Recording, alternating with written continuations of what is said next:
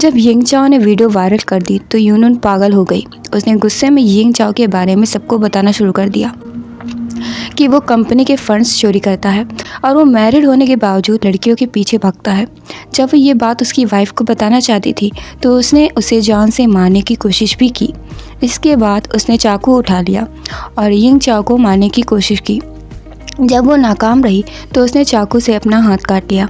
अगले सीन में यिंग चाओ डॉक्टर जियांग के पास गया और वो मेंटल इलनेस का सर्टिफिकेट चाहता था। डॉक्टर ने उसे वो देने से मना कर दिया क्योंकि वेई ची उससे पहले ही वार्न कर गई थी।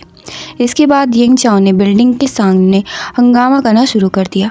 उसका जॉब भी चला गया है। उसने वहाँ रखी साइकिल्स पर लात मारी और गिरा दी।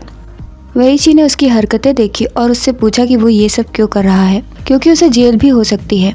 यिंग चाओ ने बताया कि वो असली यिंग चाओ को बर्बाद कर देगा। इसके बाद वेई ची यूनून से मिलने गई। उसने यिंग चाओ पर लगाया हुआ लॉ सूट कैंसिल करने को कहा।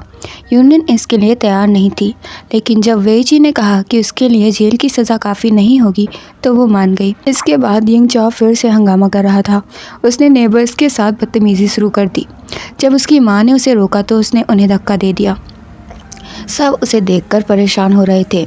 तभी वेई ची वहाँ आई और उसे रोकने की कोशिश की, जिस पर उसने कहा कि वो उससे परेशान हो गया है, इसलिए वो उसे छोड़ देगा। वेई ची और उसकी माँ उसे वहाँ से ले गई। इसके बाद वेई ची ने उससे ये सब ना करने को कहा क्योंकि वो नहीं चाहती कि लोग उससे इतनी नफरत करें। लेकिन यिंग चाओ का कहना था कि ये उसके लिए नहीं है, बल्कि असली यिंग चाओ के लिए होगा। वेई ची ने उससे पेपर साइन करने को कहा क्योंकि वो उसकी किसी भी चीज़ में इन्वॉल्व नहीं होना चाहती थी। इसके बाद दिखाया गया कि यिंग चाओ के पास मेंटल इलनेस की रिपोर्ट थी। यिंग चाओ के पड़ोसी उसे वहाँ से भगाना चाहते थे। इसके लिए उन्होंने बैनर्स भी लगाया था। उसकी माँ बहुत परेशान थी और ये सब रोकना चाहती थी, लेकिन यिंग चाओ को इससे कोई फ़र्क नहीं पड़ता था। उसने वेई ची को कॉल किया और बताया कि असली यिंग चाओ जल्द ही आने वाला है, उसे वहाँ से चले जाना चाहिए। इधर दो आदमी यिंग चाओ के पास आए और उसे पागल बोलने लगे। उसने देखा कि वो इंटरनेट पर वायरल हो रहा है, इसलिए वो तुरंत वापस आया। वापस आने पर लोगों ने उस पर कचरा फेंकना शुरू कर दिया। वो घर आया तो वेई ची ने बताया कि उसका जॉब जा चुका है और उस पर 10 मिलियन का कर्ज हो गया है। यिंग चाओ ने उसे आराम करने को कहा क्योंकि वो इस मामले को निपटाने वाला था। इसके बाद दिखाया गया कि उन दोनों आदमियों को वेई ची ने ही भेजा था। इसके बाद यिंग चाओ ने क्लोन यिंग चाओ को पकड़ लिया और उसे न्यू प्लेस ले गया। उसने उसे मिरर के सामने छोड़ा और उसका सर आईने में दे मारा, लेकिन ये असली मिरर नहीं था, इसलिए क्लोन घायल हो गया।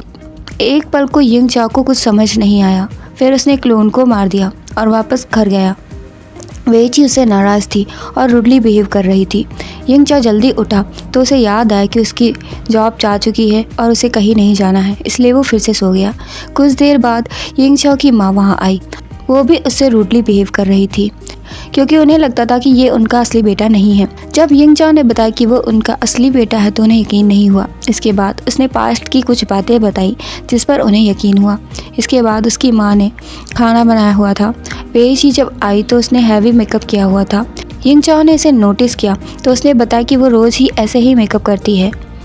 इसके बाद उसे डॉक्टर जियांग का कॉल आया और वो चली गई। उसके जाने के बाद उसकी माँ ने बताया कि वो जॉब पर नहीं जाती है क्योंकि उसकी जॉब छूट चुकी है और वो किसी जियांग नाम के आदमी से रोज़ मिलती है, जिस पर यिंग चाओ ने वेई ची का पीछा किया। उसे पता था कि वो क्लिनिक ज़रूर आएगा, इसलिए जियांग के साथ नाटक किया। यिंग चाओ वहाँ आया और हंगामा करने लगा। दूसरी तरफ किसी को क्लोन यिंग चाओ की बॉडी मिली और यहीं पर ये एपिसोड्स ख़त्म हो गए। गाइस, इसमें 3 एपिसोड्स थे और ये एक मिनी ड्रामा है, इसलिए ये छोटा ही होगा। Thanks for watching. Please like, share, comment and subscribe.